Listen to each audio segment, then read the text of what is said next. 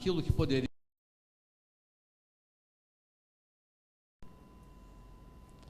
A gente vive um tempo de reconfigurações. Tudo se reconfigura. Inclusive a legitimação de uma nova postura sexual, não como a natureza expressa, mas como fruto de uma eleição pessoal. A gente vive hoje uma reconfiguração múltipla do sexo. A gente vive hoje também, tivemos aí semana passada, o Supremo brasileiro se metendo a legislar e fazendo alguma coisa estranha, absurda, no desejo de reconfigurar a família. Tudo se reconfigura hoje. A gente vive num mundo hoje que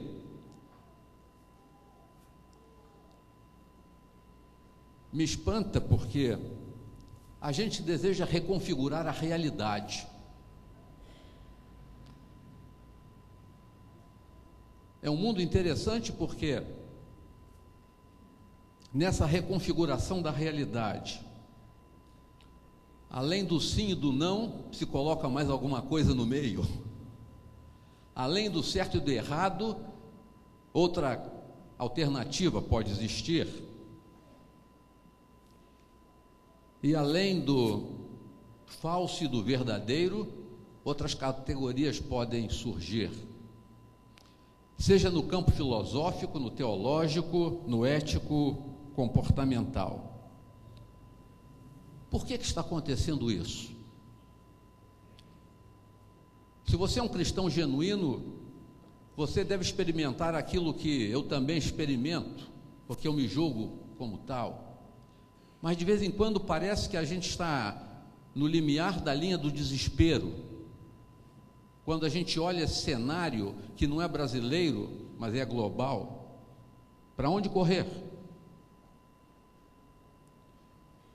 O argumento de muitos articulistas e jornalistas sobre a postura do nosso Supremo foi a seguinte: já que o Congresso brasileiro não se posiciona, a gente se posiciona, porque o mundo todo agora pensa assim. Mas será que porque o mundo pensa assim, eu sou obrigado a pensar dessa maneira? Um filósofo brasileiro, Olavo de Carvalho, diz que a gente está entrando numa era da ditadura gay.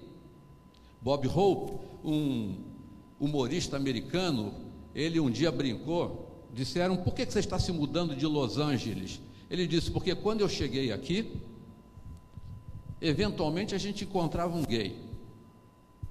Um tempo depois eu descobri que ser gay era uma opção. Eu estou me mudando antes que se torne obrigatório.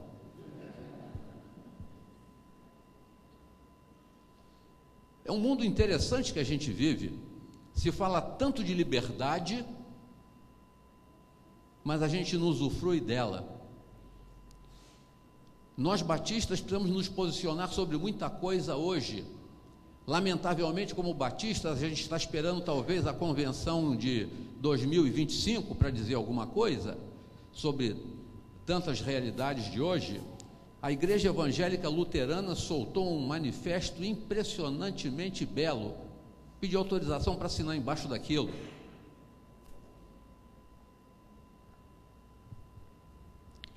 Quais são as raízes desse problema?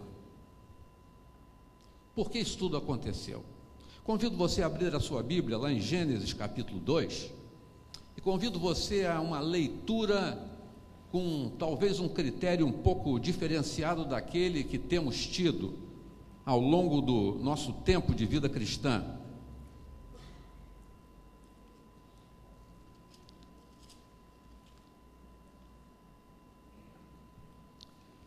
Antes de vir para cá, hoje tive um dia muito cheio, atendi muita gente, visitei muitas pessoas, mas atendi uma senhora, umbandista, que me foi encaminhada por uma irmã da nossa igreja, que um dia me procurou e disse: Neander, eu estou insatisfeita com a minha vida cristã, eu quero aprender mais de Deus. E nós temos estudado a Bíblia juntos. Melhor culto para mim é o culto de quarta-feira. Na minha igreja, o pessoal levanta a mão, interrompe. Nós já estamos conseguindo orar quase meia hora seguida. E estudar a Bíblia e trocar experiências. Eu sou interrompido, ponderam, discordam de mim, mas a gente mergulha na Bíblia. Tem sido gostoso demais. É o melhor culto para mim.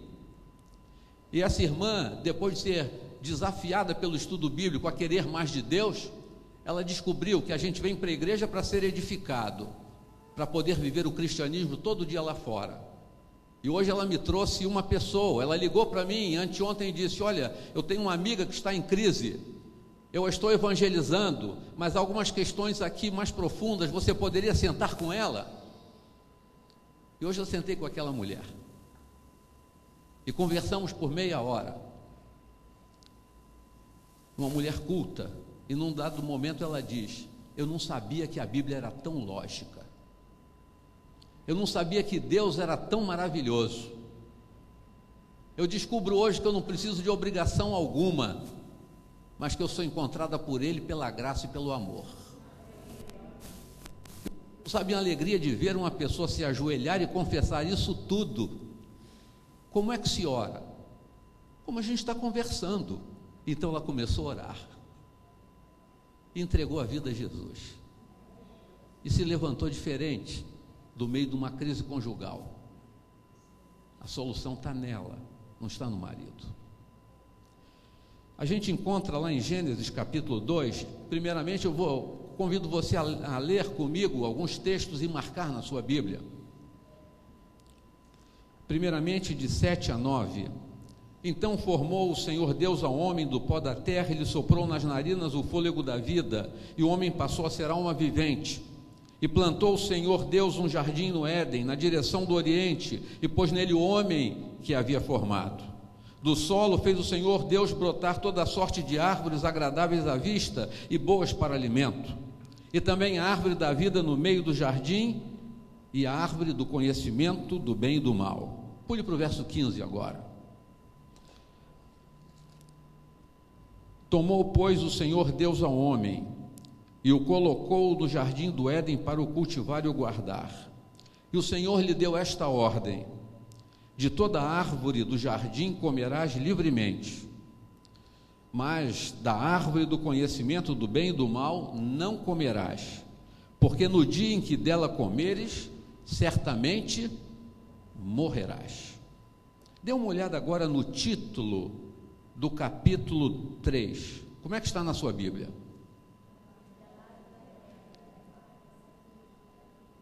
Queda. Essa palavra não existe. Você viu bem o que Deus falou no verso de número 17? No dia em que comeres dessa árvore, certamente.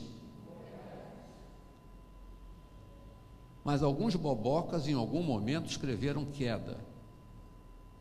O problema é que houve morte.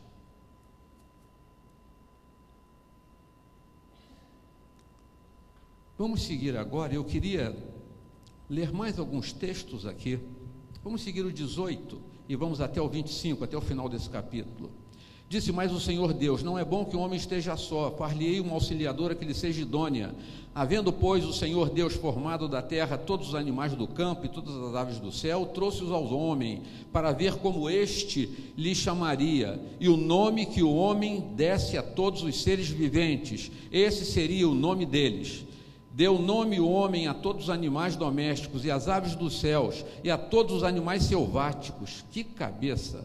Para o homem, todavia, não se achava uma auxiliadora que lhe fosse idônea. Então o Senhor Deus fez cair pesado sono sobre Adão, e este adormeceu, e tomou uma das suas costelas e fechou o lugar com carne, e a costela que o Senhor Deus tomara ao homem, transformou-a numa mulher, e lhe a trouxe. E disse o homem: esta, afinal, é osso dos meus ossos, e carne da minha carne, chamar-se-á varoa, porque do varão foi tomada. Por isso deixe o homem pai e mãe, e se una a sua mulher, tornando-se os dois uma só carne. Ora, um e o outro, o homem e sua mulher, estavam nus, e não se envergonhavam. Capítulo 3. Mas a serpente, mais sagaz que todos os animais selváticos, que o Senhor Deus tinha feito, disse à mulher: é assim que Deus disse: não comereis de toda a árvore do jardim? Respondeu-lhe a mulher: do fruto das árvores do jardim podemos comer, mas do fruto da árvore do conhecimento do bem e do mal, nós não podemos comer, nem tocar, para que não morramos. Então a serpente disse à mulher: é certo que não morrereis, porque Deus sabe que no dia em que dele comerdes, se vos abrirão os olhos, e como Deus sereis conhecedores do bem e do mal. Vendo a mulher que a árvore era boa para se comer, agradável aos olhos, e árvore desejável para dar entendimento, tomou-lhe do fruto, e comeu, e deu também ao seu marido, e ele comeu. Abriram-se, pois, os olhos de ambos, e percebendo que estavam nus, coseram folhas de figueira, fizeram uma tanguinha ridícula, e tentaram se esconder. Quando ouviram a voz do Senhor, que andava no jardim pela viração do dia, esconderam-se da presença dele, o homem e sua mulher, por entre as árvores do jardim. E chamou o Senhor Deus ao homem e lhe perguntou: onde estás? E ele respondeu: ouvi a tua voz no jardim, e porque estava nu, tive medo e me escondi. Perguntou-lhe Deus: quem te fez saber que estavas nu? Comeste da árvore de que te ordenei que não comesses? Então disse o homem: a mulher que me deste por esposa, ela me deu da árvore e eu comi. Pule para o verso 20. E deu o homem o nome de Eva, sua mulher, por ser a mãe de todos os seres humanos. Fez o Senhor Deus vestimenta de peles para Adão e sua mulher, e os vestiu. Então disse o Senhor Deus: eis que o homem se tornou como um de nós, conhecedor do bem e do mal.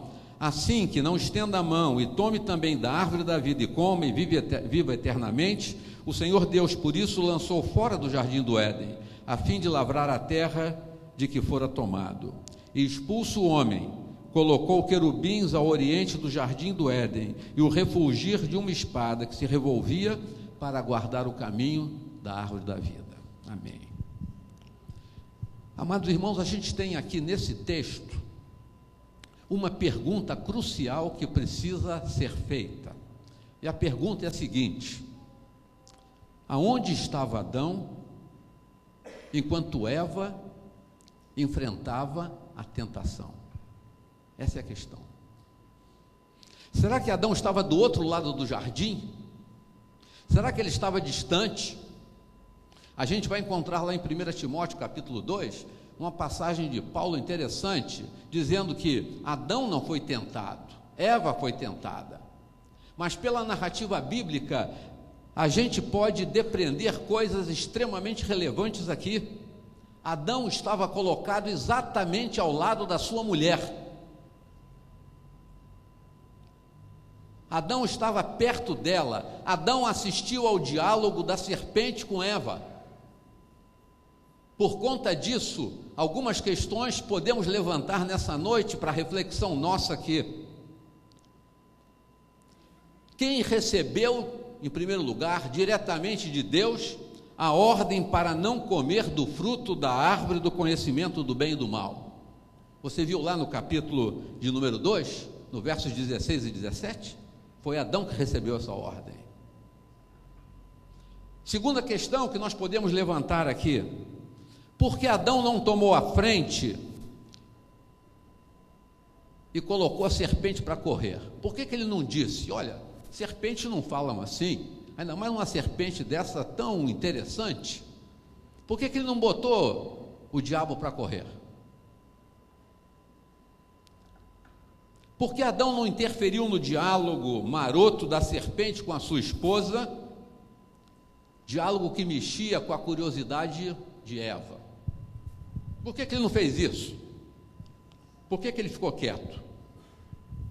Por que ele não observou a oferta da serpente à sua esposa e não alertou a esposa para o risco da desobediência?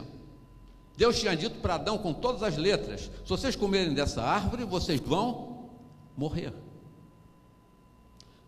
A conversa da serpente foi distinta, foi dizer: olha, vocês vão ser conhecedores do bem e do mal como Deus, serão como Ele. Mas a palavra de Deus tinha sido outra: vocês vão morrer. Por que Adão não chamou a atenção da Eva para a dissonância entre o que Deus tinha dito e o argumento da serpente? Por que Adão não simplesmente impediu que Eva tomasse do fruto? Por que ele disse, me dá cá esse negócio, eu vou jogar fora, nós não vamos comer isso? Em último lugar, por que Adão não recusou também provar do fruto? Amados irmãos, me parece que esta passagem levanta uma característica masculina que se reproduziu e se reproduz ao longo da história. O macho tem uma tendência para o silêncio.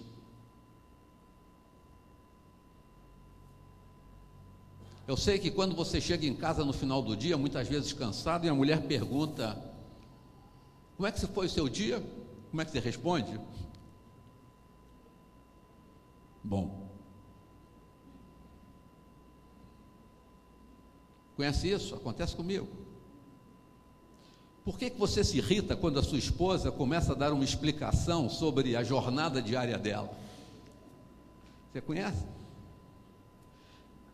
Aqueles milhares de voltinhas para cá e para lá, e você cartesiano quer ir diretamente assim, não é? Você diz sim, não, talvez, está resolvido o problema. Porque muitas vezes, quando nós vamos chegando em casa, a gente já fica irritado com a possibilidade das perguntas que a mulher vai nos fazer.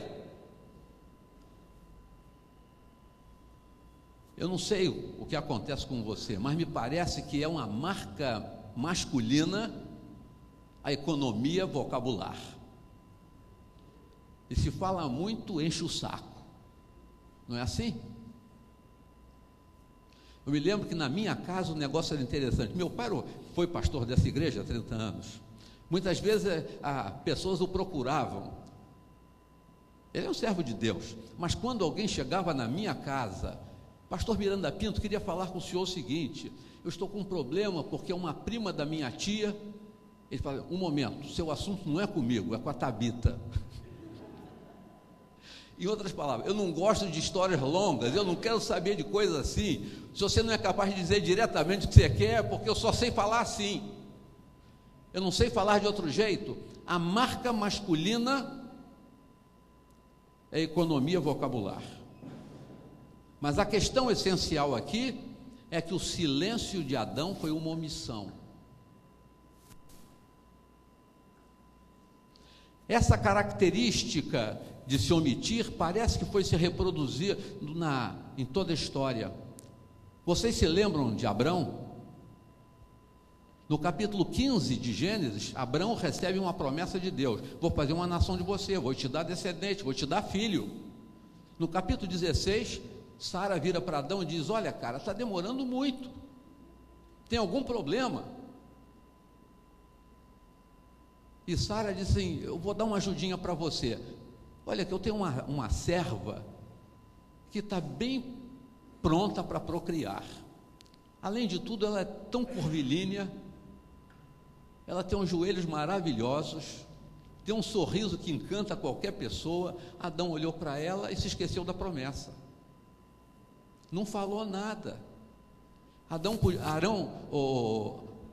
podia ter virado para Sara e dito, Sara, nós temos uma promessa. Com toda certeza, Abrão já tinha compartilhado com Sara que eles eram portadores de uma promessa. Ou você duvida disso?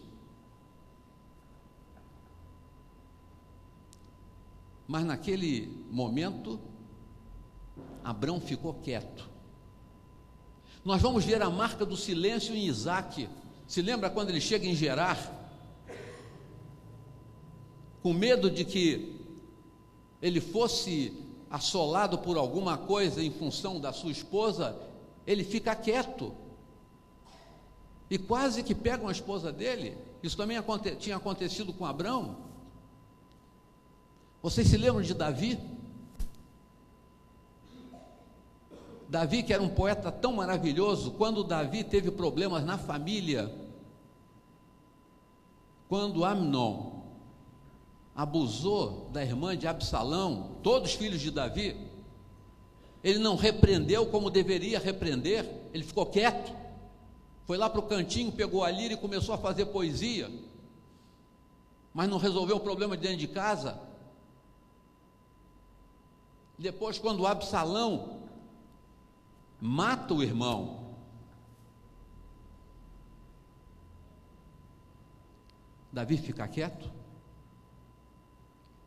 Amados irmãos, talvez o estudo de hoje incomode muito mais os homens. Minha irmã, não fique muito alegre não, se talvez por alguma razão nós temos tido o dom do silêncio e da omissão, as irmãs têm tido o dom da falação. A questão essencial é que me parece que essa característica silenciosa de Adão foi transferida a todos nós. Nós temos enfrentado uma dificuldade de falar e, sobretudo, falar na família na hora certa. Nós nos omitimos com regularidade.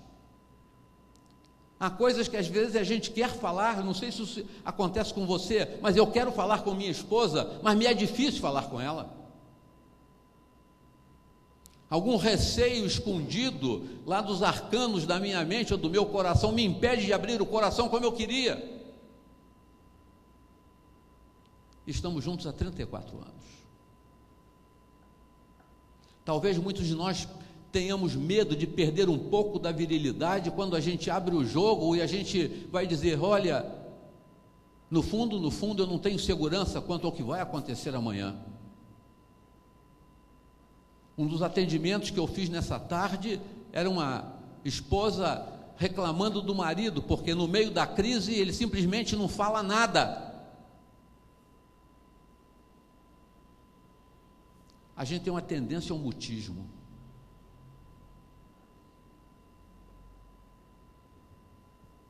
Eu só conheço um caso de uma mulher que não falava.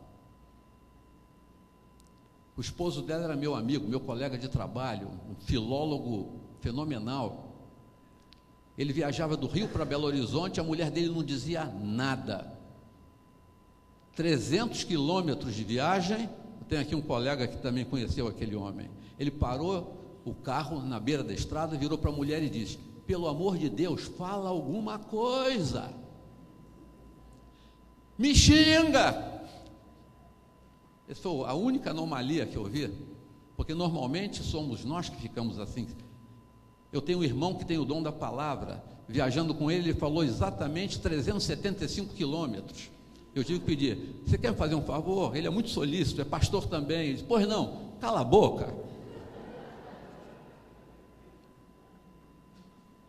Eu consigo fazer Rio-São Paulo sem falar nada, com alguém do lado. Não com a minha esposa, é claro. Irmãos, a raiz do problema, se Eva caiu na tentação sendo iludida, como Paulo nos mostra, Adão pecou se omitindo.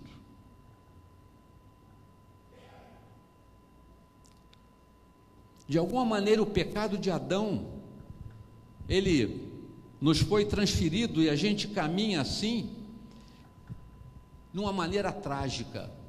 Homens têm dificuldade de falar. Machos talvez pensem que, se falarem muito, perderão virilidade. E muitas vezes, como não podem falar, não conseguem falar, se tornam agressivos. Nós nos tornamos assim, ficamos irritados. Mas é interessante que a primeira responsabilidade que Deus legou ao homem foi exatamente falar.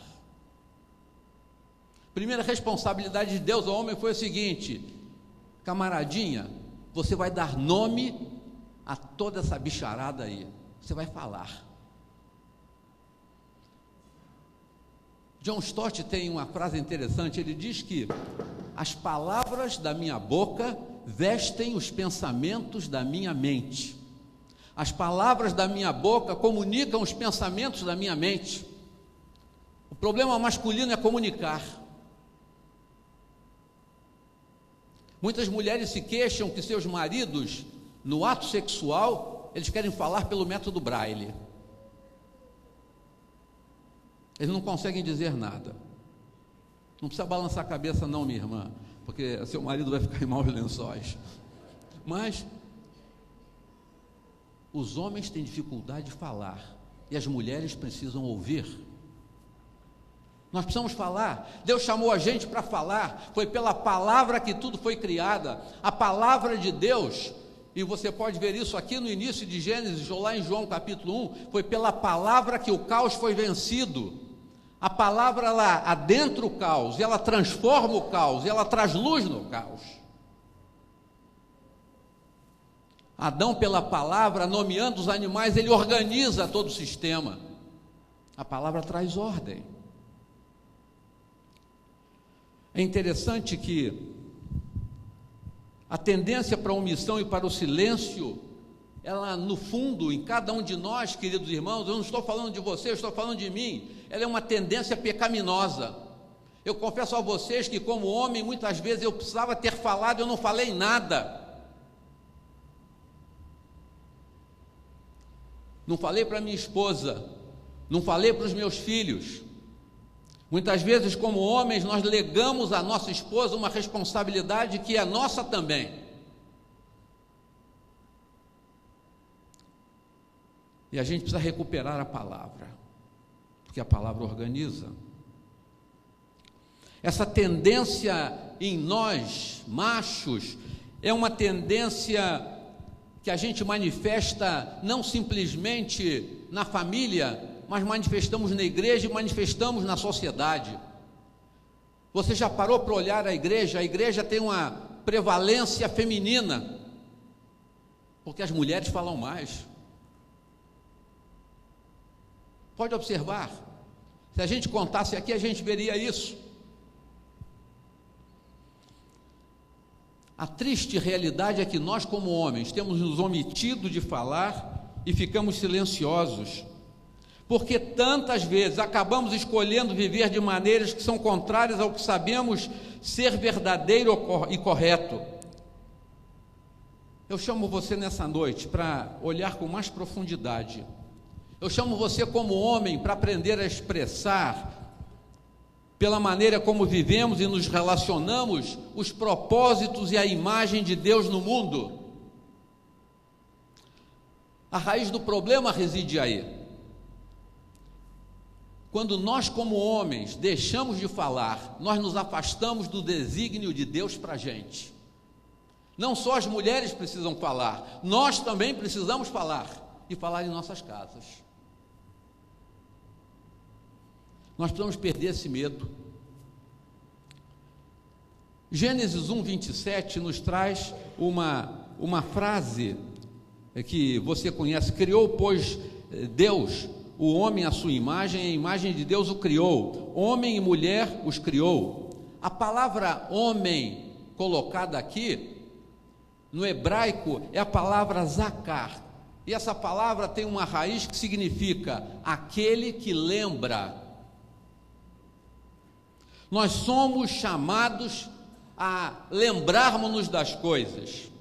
Nós somos criados para nos lembrar da palavra de Deus em nós e da obra de Deus feita em nós. Nós somos chamados para nos lembrar daquilo que Deus tem feito em nós. A história não é minha, na realidade é a história de Deus fazendo a minha vida, fazendo a sua vida. E a gente precisa se lembrar disso e contar isso. Abra o Salmo 73.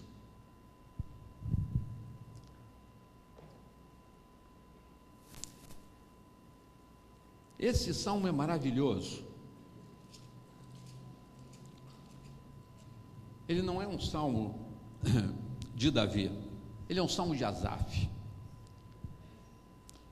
Perdoe-me, Salmo 78.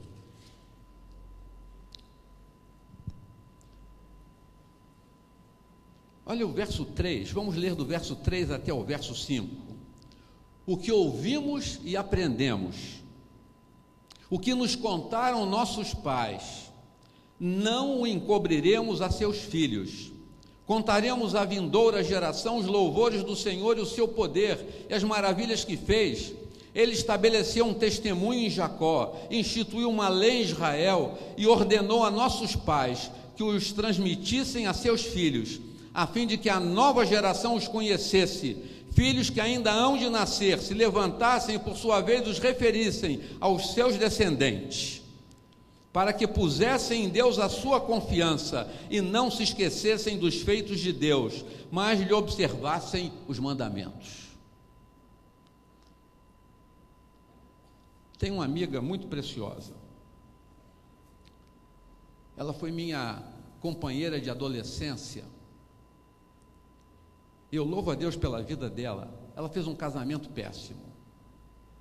Casou com um camarada que não temia Deus e, além disso, um sujeito muito esquisito. E depois do casamento, o marido virou para ela e disse: olha, eu não queria que você fosse 2 vezes por domingo à igreja. Uma basta. E ela obedeceu. Depois, mais adiante, ele disse para ela: olha, esse negócio todo domingo chegar na igreja é tolice, para com isso. Eles tiveram 2 filhos, e num dado momento ele disse: eu não quero uma educação religiosa para nossos filhos, e ela obedeceu.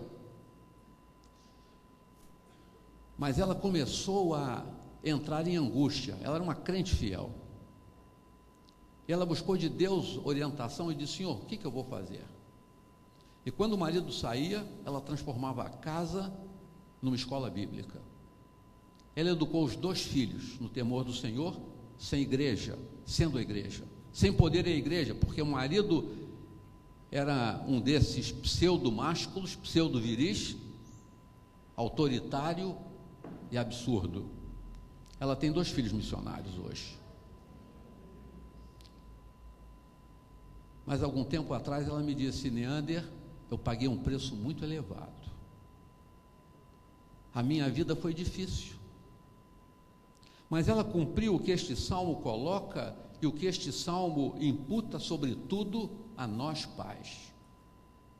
Meu irmão, você tem chamado a sua esposa cada dia, ou de manhã ou de noite, ou meio-dia, não me importa, para buscar Deus?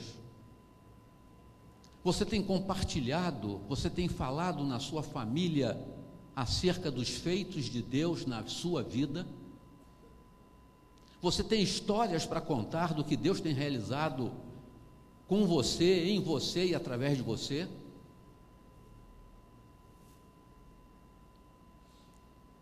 Você tem chamado a sua esposa diariamente para orar?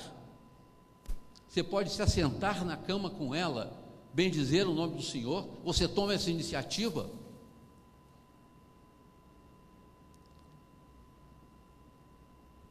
Essa omissão que muitos de nós fazemos é fruto, é decorrência do silêncio de Adão. Ele se omitiu.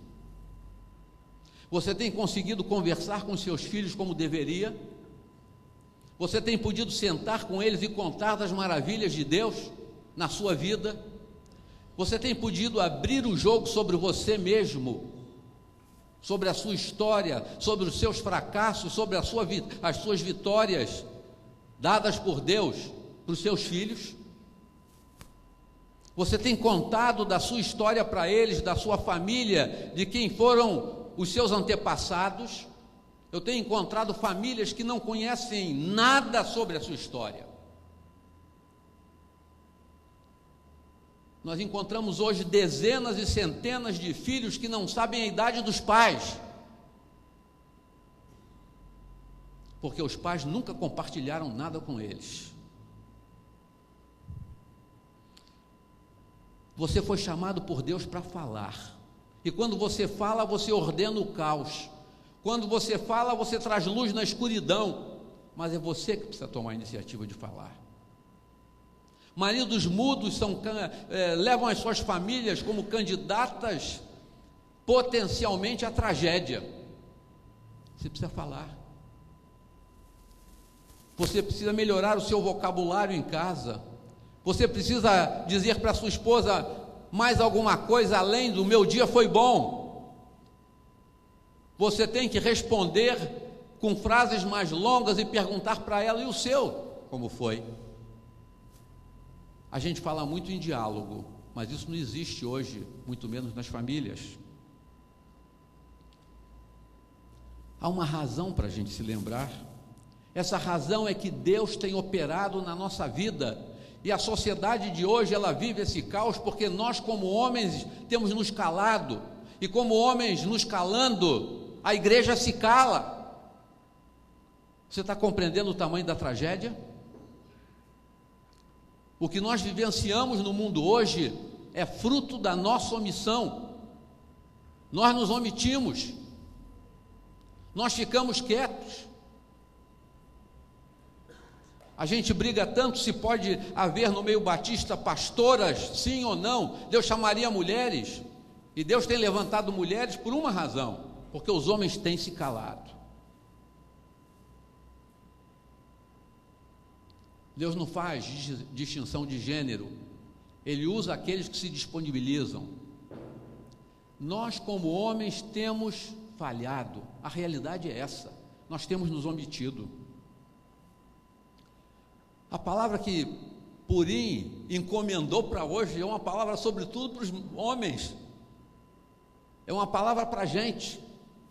Nós precisamos tomar a nossa posição hoje, como servos de Deus e como sacerdote da nossa casa. Isso começa com o nosso discurso, com a nossa fala, com o nosso testemunho, com a narrativa da nossa história.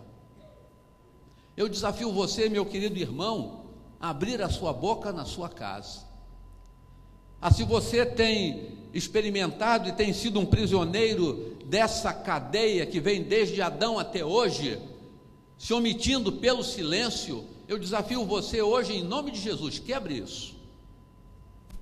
Talvez a sua esposa já reclame na sua casa que você não fale nada, ou fale muito pouco. Deus tem me mudado nisso. Não é fácil para mim.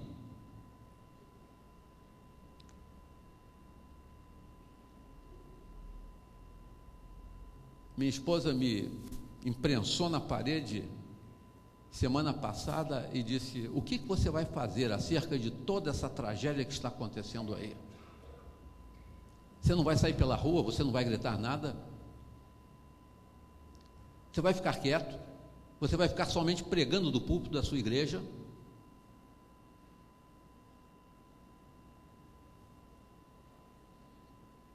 Fiquei envergonhado. Por que as mulheres têm mais disponibilidade para sair e falar aquilo da história que Deus tem realizado na vida delas? Porque quando a gente levanta a oportunidade, mais mulheres têm testemunhos e nós nos omitimos. Eu não sei se acontece aqui, Marcos, mas na minha igreja, quando a gente dá uma oportunidade de testemunho, é uma fila de mulheres. E a gente tem aprendido em todo culto a abrir espaço para testemunho. Primeiro eles testemunham, depois a gente clama, porque o testemunho de que Deus ouve a oração estimula pessoas a pedirem mais.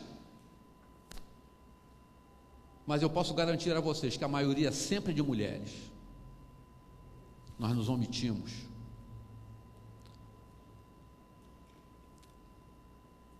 Meu irmão, a gente entra no caminho da autêntica masculinidade pela porta estreita da pura paixão e de uma entrega completa a Deus.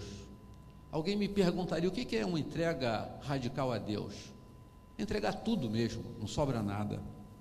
O caminho além da porta é a liberdade de falar para dentro da escuridão, como alguém que ecoa a voz de um Deus não esquecido, bem lembrado, presente aqui e agora, para transformar o meu silêncio, o seu silêncio de omissão, num discurso poderoso, cheio de fé, que vence o caos.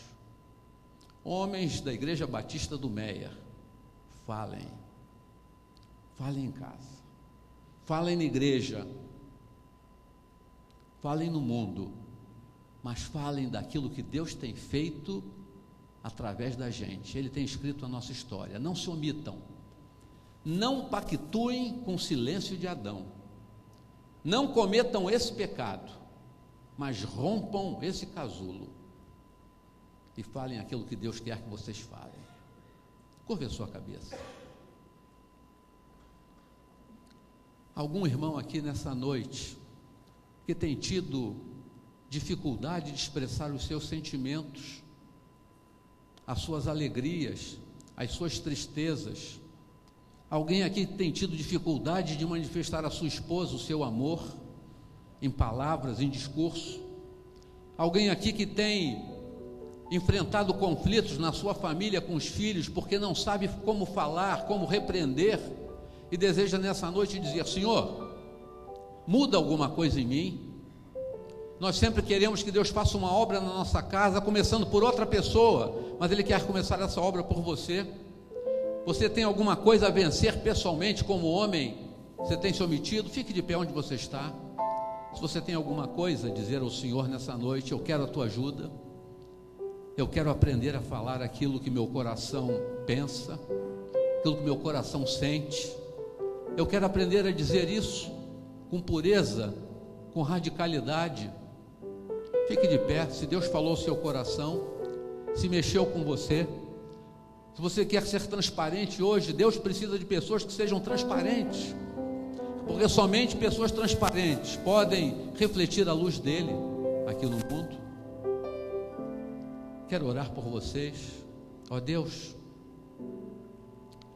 nós não queremos ficar quietos, nós não queremos calar, nós não queremos nos omitir, nós não queremos assistir as nossas esposas ou as nossas famílias caminhando e nós simplesmente observamos o que acontece.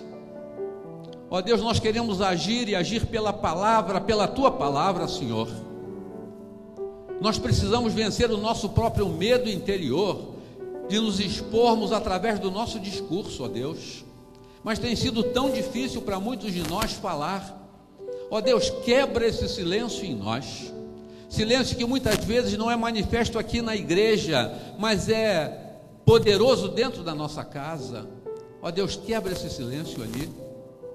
Enche a nossa boca de palavras que comuniquem os nossos sentimentos, sem medo. Ajuda-nos a compartilharmos com nosso esposo e com os nossos filhos aquilo que o Senhor tem feito e quer fazer. Ó Deus, ajuda-nos a colocarmos os nossos sonhos compartilhados em nossa família. Ó Deus, solta a nossa língua. Faz isso para que o teu nome seja glorificado na nossa família. Tira também de nós o medo de dizer ao mundo aquilo que tu queres que a gente diga. Ó Deus, nós não queremos pagar diante do Senhor pelo pecado da nossa omissão, não dizendo aquilo que tu esperavas que nós disséssemos. Nós não queremos, Senhor, que tu elejas outro a dizer aquilo que é a tua palavra, mas usa a gente, Senhor. Por amor do teu nome, usa cada um de nós.